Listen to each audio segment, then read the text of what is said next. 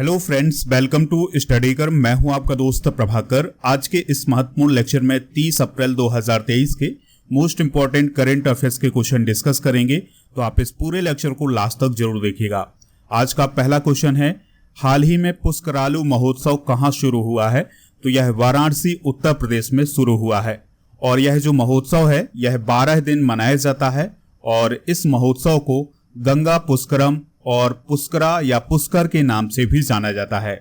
यह एक ऐसा पर्व है जो प्रत्येक 12 वर्ष में ग्रहों के विशेष संयोग के कारण आता है, यानी प्रत्येक 12 वर्ष में जब ग्रहों का विशेष संयोग होता है तब यह महोत्सव मनाया जाता है। दोस्तों, इस महोत्सव की शुरुआत तब होती है जब बृहस्पति एक राशि से दूसरी राशि में प्रवेश करते हैं। यहाँ पर बात आई है महोत्सव की, तो भारत में मनाए जाने वाले कुछ महोत्सव और त्योहार डिस्कस करते हैं। जैसे सरहुल त्योहार जो है वो झारखंड में मनाया जाता है, ट्यूलिप फेस्टिवल जम्मू कश्मीर में, हॉर्नबिल फेस्टिवल नागालैंड में, हेमिस त्योहार लद्दाख में, सिगमो महोत्सव गोवा में और लोसांग त्योहार सिक्किम में, ओणम केरल में, फूलदेई महोत्सव उत्तराखंड में मनाया जाता है। इसके अलावा हाथी महोत्सव जयपुर राजस्थान में, कंबाला पर्व कर्नाटक में, लुई नगाई नी महोत्सव मनाया जाता है नागालैंड में, किचेरी महोत्सव उत्तर प्रदेश में, बोनालू महोत्सव तेलंगाना में, खर्ची पूजा त्रिपुरा में, बात्सल्य मेला नई दिल्ली में और छठ पूजा बिहार में मनाया जाता है। आप देख रहे हैं 30 अप्रैल 2023 के most important daily current affairs के लेक्चर को, तो आप इसे लास्ट तक जरूर देखिएगा। लास्ट में आपसे एक क्वेश्चन पूछा जाएगा जिसका आंसर आपको कमेंट बॉक्स में देना है। चैनल पर अगर आप पहली बार आए हैं तो सब्सक्राइब कर लें और बेल आइकन भी दबा लें जिससे आपको समय पर सबसे पहले नोटिफिकेशन मिल सकेगा। अगर आपको यह लेक्चर पसंद आता है तो आप इसे लाइक भी जरूर करिएगा। नेक्स्ट क्वेश्चन है, संघाई सहयोग संगठन यानी एससीओ के परिवहन मंत्रियों की बैठक कहां आयोजित की गई है? तो यह बैठक अभी हाल ही में नई दिल्ली में आयोजित की गई है। केंद्रीय सड़क परिवहन और राजमार्ग मंत्री नितिन गडकरी ने नई दिल्ली में संघाई सहयोग संगठन यानी एससीओ के परिवहन मंत्रियों की 10वीं बैठक की अध्यक्षता की है। याद रखिएगा, 2023 में भारत संघाई सहयोग संगठन यानी एससीओ और G20 दोनों की अध्यक्षता कर रहा है। हाल ही में नई दिल्ली में एससीओ रक्षा मंत्रियों की भी बैठक हुई है जिसकी अध्यक्षता राजनाथ सिंह के द्वारा की गई है। बात करते हैं संघाई सहयोग संगठन की यानी संघाई कोऑपरेशन ऑर्गेनाइजेशन की, तो इसका गठन हुआ था 15 जून 2001 को और इसके संस्थापक सदस्य हैं चाइना, कजाकिस्तान, किर्गिस्तान, रसिया, तजाकिस्तान और उज्बेकिस्तान। इसका मुख्यालय बीजिंग चाइना में है। इसके वर्तमान महासचिव हैं झांग मिंग। इसका उद्देश्य है इसके सदस्य देशों के बीच राजनीतिक, आर्थिक और सुरक्षा मामलों में सहयोग को बढ़ावा देना। 2023 में एससीओ की अध्यक्षता भारत कर रहा है, ये पॉइंट आप नोट करिएगा। भारत और पाकिस्तान 2017 में एससीओ में शामिल हुए थे। इसके 4 पर्यवेक्षक राज्य हैं, अफगानिस्तान, बेलारूस, ईरान और मंगोलिया। इसके अलावा 6 संवाद साझेदार हैं, अजरबैजान, आर्मेनिया, कंबोडिया, नेपाल, तुर्की और श्रीलंका। नेक्स्ट क्वेश्चन है, फुटबॉल का हीरो सुपर कप 2023 किसने जीता है? तो यह जीता है ओडिशा फुटबॉल क्लब ने। तो अभी हाल ही में ओडिशा फुटबॉल क्लब ने बेंगलुरु फुटबॉल क्लब को 2-1 से हराकर हीरो सुपर कप 2023 का फाइनल जीता है। दोस्तों, हीरो सुपर कप की स्थापना 2018 में की गई थी और इसको अब तक बेंगलुरु, गोवा और उड़ीसा ने एक बार जीता हुआ है। 2020 से लेकर 2022 तक इस प्रतियोगिता का आयोजन कोविड-19 महामारी के कारण नहीं किया गया था। पहला खिताब किसने जीता था? बेंगलुरु ने। इसका आयोजन अखिल भारतीय फुटबॉल महासंघ के द्वारा किया जाता है। स्पोर्ट्स करंट अफेयर्स की बात करें तो जयपुर के चोनप गांव में दुनिया का तीसरा सबसे बड़ा क्रिकेट स्टेडियम बनाया जाएगा। दुनिया का सबसे बड़ा cricket stadium Narendra Modi stadium Ahmedabad में है। सात्विक साईराज और चिराग शेट्टी की जोड़ी ने अभी हाल ही में स्विस ओपन 2023 का युगल का खिताब जीता है और दोस्तों ये दोनों बैडमिंटन से रिलेटेड हैं। बांग्लादेश के साकिब अल हसन T20 क्रिकेट में सबसे अधिक विकेट लेने वाले गेंदबाज बने हैं। उन्होंने 136 विकेट लिए हैं T20 क्रिकेट में। उत्तराखंड के हल्द्वानी में खेल विश्वविद्यालय खोला जाएगा। इसकी घोषणा अभी हाल ही में उत्तराखंड के चीफ मिनिस्टर पुष्कर सिंह धामी जी के द्वारा की गई है। क्रिकेट के ईरानी कप को रेस्ट ऑफ इंडिया ने जीता है। नाडा द्वारा वेट लिफ्टर संजीता चानू पर अभी हाल ही में 4 साल का प्रतिबंध लगाया गया है। लंदन के तेलुगु एसोसिएशन के द्वारा किसे लाइफ टाइम अचीवमेंट अवार्ड प्रदान किया गया है? तो ये प्रदान किया गया है डॉक्टर रघुराम पिल्ले रिसेट्टी को। दोस्तों, ब्रेस्ट सर्जन हैं डॉक्टर रघुराम पिल्ले रिसेट्टी, तो उन्हें लंदन के तेलुगु एसोसिएशन के द्वारा लाइफ टाइम अचीवमेंट अवार्ड दिया गया है। दोस्तों, जो रघुराम है वो AKIMS Usha Lakshmi centre for breast disease के संस्थापक और इसके निदेशक हैं। डॉक्टर रघुराम यूके के बाहर यानी यूनाइटेड किंगडम के बाहर रहने वाले एकमात्र भारतीय हैं जिन्हें यह सम्मान प्राप्त हुआ है। दोस्तों, 2023 में दिए गए कुछ महत्वपूर्ण पुरस्कार डिस्कस करते हैं जो कि आपके एग्जाम के पॉइंट ऑफ व्यू से बहुत ही इंपॉर्टेंट हो सकते हैं। 28वां देवी शंकर अवस्थी स्मृति सम्मान दिया गया है सुजाता को उनकी पुस्तक स्त्री पक्ष के लिए। एबेल प्राइज 2023 लुइस ए कैफरेली को दिया गया है जो कि अर्जेंटीना के हैं। मार्कोनी प्राइज दिया गया है प्रोफेसर हरि बालकृष्णन को। प्रित्जगर आर्किटेक्चर पुरस्कार 2023 दिया गया है सर डेविड एलन चिपरफील्ड को। 32वां सरस्वती सम्मान 2022 दिया गया है तमिल लेखक शिवा शंकरी को और उनकी पुस्तक सूर्यवंशम के लिए दिया गया है। 32वां व्यास सम्मान 2022 दिया गया है हिंदी के लेखक डॉक्टर ज्ञान चतुर्वेदी को उनके उपन्यास पागलखाना के लिए। अंतर्राष्ट्रीय मातृभाषा पुरस्कार 2023 दिया गया है डॉक्टर महेंद्र कुमार मिश्रा को। राजा राममोहन राय राष्ट्रीय पुरस्कार 2020 अभी हाल ही में प्रदान किया गया है ABK प्रसाद को। नेक्स्ट क्वेश्चन है विश्व पशु चिकित्सा दिवस 2023 कब मनाया गया है? तो यह 29 अप्रैल को मनाया गया है। दोस्तों, हर साल यह दिवस 29 अप्रैल को नहीं मनाया जाता है, यह अप्रैल के अंतिम शनिवार को मनाया जाता है। 2023 की थीम याद रखिएगा, पशु चिकित्सा क्षेत्र में विविधता, समानता और समावेश को बढ़ावा देना। दोस्तों, इस दिवस का प्रमुख उद्देश्य है पशु चिकित्सा के क्षेत्र को बढ़ावा देना। इस दिवस की स्थापना 29 अप्रैल साल 2000 को विश्व पशु चिकित्सा संघ के द्वारा की गई थी।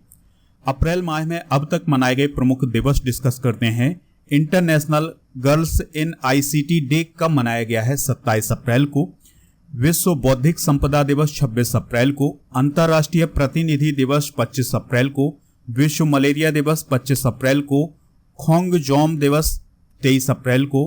राष्ट्रीय पंचायती राज दिवस 24 अप्रैल को। विश्व पृथ्वी दिवस 22 अप्रैल को। सिविल सेवा दिवस 21 अप्रैल को। चीनी भाषा दिवस 20 अप्रैल को। विश्व लीवर दिवस 19 अप्रैल को। हाथी बचाओ दिवस 16 अप्रैल को। विश्व चगास रोग दिवस 14 अप्रैल को। राष्ट्रीय सुरक्षित मातृत्व दिवस 11 अप्रैल को। विश्व होम्योपैथी दिवस 10 अप्रैल को। विश्व स्वास्थ्य दिवस 7 अप्रैल को। राष्ट्रीय समुद्री दिवस 5 अप्रैल को मनाया गया है। तो ये सभी इंपॉर्टेंट डे आप नोट कर लीजिएगा। अगर आप किसी भी एग्जाम की तैयारी कर रहे हैं, चाहे वो SSC का एग्जाम हो या फिर बैंकिंग का एग्जाम हो या कोई भी एग्जाम हो या फिर दोस्तों किसी भी स्टेट का एग्जाम हो, तो उसके लिए मॉक टेस्ट हमारे ऐप पर उपलब्ध हैं। ऐप का लिंक डिस्क्रिप्शन में है, तो आप मॉक टेस्ट ज्वाइन कर सकते हैं। इसके अलावा डेली करंट अफेयर्स का PDF आपको टेलीग्राम और प्लस हमारे ऐप पर मिलता है, तो वहां से आप जरूर डाउनलोड करिएगा।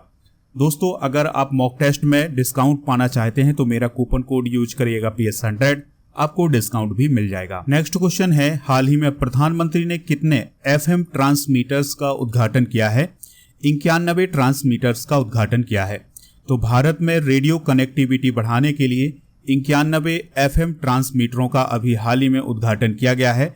इससे 18 राज्यों और 2 केंद्र शासित प्रदेशों के 84 जिलों को फायदा मिलेगा।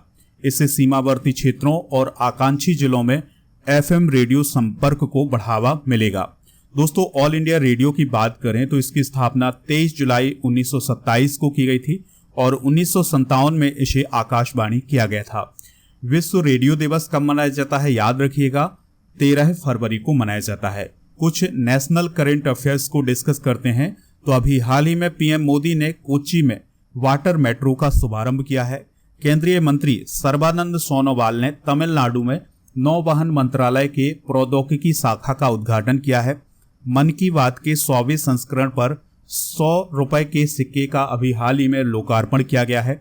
केंद्रीय मंत्री डॉक्टर जितेंद्र सिंह ने युवा पोर्टल का अभी हाल ही में शुभारंभ किया है। भारत का पहला 3D मुद्रित डाकघर बेंगलुरु में खुलेगा।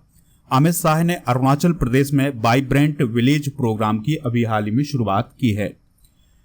रिफ्लेक्शंस नामक पुस्तक का विमोचन हाल ही में किसने किया है? तो निर्मला सीतारमण जी के द्वारा रिफ्लेक्शंस नामक पुस्तक का अभी हाल ही में विमोचन किया गया है। और इसके लेखक कौन है? नारायणन बागलू। तो ये इंपॉर्टेंट पुस्तक है, इसे आप नोट जरूर करिएगा। तो मुंबई के प्रसिद्ध बैंकर हैं कौन? नारायणन बागलू। 2023 की प्रमुख पुस्तकें नोट करिएगा। विक्ट्री सिटी सलमान रुश्दी की पुस्तक है। ऑपरेशन गंगा तरुण पिथोड़े की। India's knowledge supremacy the new dawn पुस्तक है डॉक्टर अश्विनी फर्नांडिस की। Chief minister's diary number 1 Himanta Biswa Sarma की है। और अनजान साक्षी के अब्दुल गफ्फार की है। जादूनामा पुस्तक है अरविंद मंडलोई की। तो ये इंपॉर्टेंट पुस्तकें हैं, नोट कर सकते हैं आप इन्हें। डॉक्टर एन गोपाल कृष्णन का निधन हो गया है। वह कौन थे? तो वह एक वैज्ञानिक थे जिनका हाल ही में निधन हो गया है। तो प्रसिद्ध वैज्ञानिक और केंद्रीय भवन अनुसंधान संस्थान के निदेशक डॉक्टर एन गोपाल कृष्णन का 68 साल की आयु में निधन हो गया है। ये CSIR भारत सरकार के वरिष्ठ वैज्ञानिक के तौर पर 1982 से 25 वर्षों तक कार्य किया है। यानी इन्होंने CSIR में 25 वर्षों तक काम किया है 1982 से लेकर। और राष्ट्रीय और अंतर्राष्ट्रीय वैज्ञानिक पत्रिकाओं में इनकी 50 शोध पत्र प्रकाशित किए जा चुके हैं। भारतीय जीवन बीमा निगम यानी LIC के अध्यक्ष कौन बने हैं? तो सिद्धार्थ मोहंती LIC के अध्यक्ष बने हैं। दोस्तों, उन्हें 14 मार्च 2023 को LIC का अंतरिम अध्यक्ष बनाया गया था, लेकिन अब वो इसके अध्यक्ष बन गए हैं। LIC का फुल फॉर्म होता है लाइफ इंश्योरेंस कोऑपरेशन या फिर भारतीय जीवन बीमा निगम। इसका मुख्यालय मुंबई महाराष्ट्र में है। इसके वर्तमान प्रबंध निदेशक हैं VC पटनायक और IP मिनी। इसकी स्थापना 1 सितंबर 1956 को की गई थी और यह भारत की सबसे बड़ी जीवन बीमा कंपनी है तथा देश की सबसे बड़ी निवेशक कंपनी भी है। नेक्स्ट क्वेश्चन है, मोटा अनाज अनुभव केंद्र का शुभारंभ किसने किया है? तो अभी हाल ही में कृषि मंत्री नरेंद्र सिंह तोमर जी के द्वारा मोटा अनाज अनुभव केंद्र का शुभारंभ किया गया है और ये शुभारंभ किया गया है दिल्ली हाट में। तो दिल्ली हाट में पहला मोटा अनाज अनुभव केंद्र का शुभारंभ किया गया है। National agricultures cooperative marketing federation of India limited या नेफेड ने कृषि मंत्रालय के सहयोग से इस केंद्र की स्थापना की है। इसका उद्देश्य मोटा अनाज के बारे में जागरूकता बढ़ाना और आम जनता के बीच इसे अपनाने के लिए प्रोत्साहित करना। याद रखिएगा, मोटा अनाज वर्ष किस वर्ष को घोषित किया गया है? 2023 को। तो ये थे आज के महत्वपूर्ण करंट अफेयर्स के क्वेश्चन। चलिए दोस्तों, कल के करंट अफेयर्स को रिवाइज करते हैं, फिर जनरल नॉलेज के पिटारे को डिस्कस करेंगे और फिर लास्ट में पूछेंगे आपसे क्वेश्चन जिसका आंसर आपको कमेंट बॉक्स में देना है। कल का पहला क्वेश्चन था, फिल्म फेयर अवार्ड 2023 में सर्वश्रेष्ठ अभिनेता किसे चुना गया है? राजकुमार राव को। अजय वॉरियर 23 अभ्यास भारत और किस देश के बीच आयोजित किया जा रहा है? यूनाइटेड किंगडम के बीच। रतन टाटा को किस देश के सर्वोच्च नागरिक सम्मान से सम्मानित किया गया है? ऑस्ट्रेलिया के। कौर सिंह कौन थे जिनका हाल ही में निधन हो गया है? मुक्केबाज। एयर इंडिया के मुख्य तकनीकी अधिकारी के रूप में किसे नियुक्त किया गया है? सिसरा कांता दास को। कलेक्टिव स्पिरिट कंक्रीट एक्शन नामक पुस्तक किसने लिखी है? शशि शेखर वेम्पति ने। हाल ही में किस कंपनी को नवरत्न कंपनी का दर्जा मिला है? रेल विकास निगम लिमिटेड को। केंद्र सरकार द्वारा कितने सरकारी नर्सिंग कॉलेज खोले जाएंगे? 157। अंतर्राष्ट्रीय क्रिकेट में 12,000 रन बनाने वाले दूसरे सबसे तेज एशियाई बल्लेबाज कौन बने हैं? बाबर आजम। किस देश की कंपनी ने अयोध्या शहर को कचरे से बायोडीजल बनाने वाले पायलट प्रोजेक्ट के लिए चुना है? बेल्जियम। तो दोस्तों, ये थे कल के महत्वपूर्ण क्वेश्चन। चलिए जनरल नॉलेज के पिटारे में डिस्कस करते हैं। समाधि स्थल। राजघाट किसका समाधि स्थल है? महात्मा गांधी का। शांतिवन जवाहरलाल नेहरू का। विजय घाट लाल बहादुर शास्त्री का। शक्ति स्थल इंदिरा गांधी का। अभय घाट मोरारजी देसाई का। किसान घाट चौधरी चरण सिंह का। उदय भूमि KR नारायणन का। और वीर भूमि राजीव गांधी का समाधि स्थल है। तो ये मोस्ट इंपॉर्टेंट पॉइंट है, इन्हें आप नोट कर लें। दोस्तों, अब आपसे एक क्वेश्चन पूछा जा रहा है जिसका आंसर आपको कमेंट बॉक्स में देना है। हाल ही में पुष्करालू महोत्सव कहाँ शुरू हुआ है? जो भी इसका राइट आंसर हो कमेंट बॉक्स में बताइएगा। पीडीएफ आप डाउनलोड कर लीजिएगा ऐप से और टेलीग्राम चैनल से। दोस्तों, अगर आपको ये लेक्चर पसंद आया है तो आप इसे लाइक करें, शेयर करें सभी दोस्तों को, सभी सोशल मीडिया प्लेटफॉर्म पर। जय हिंद, वंदे मातरम।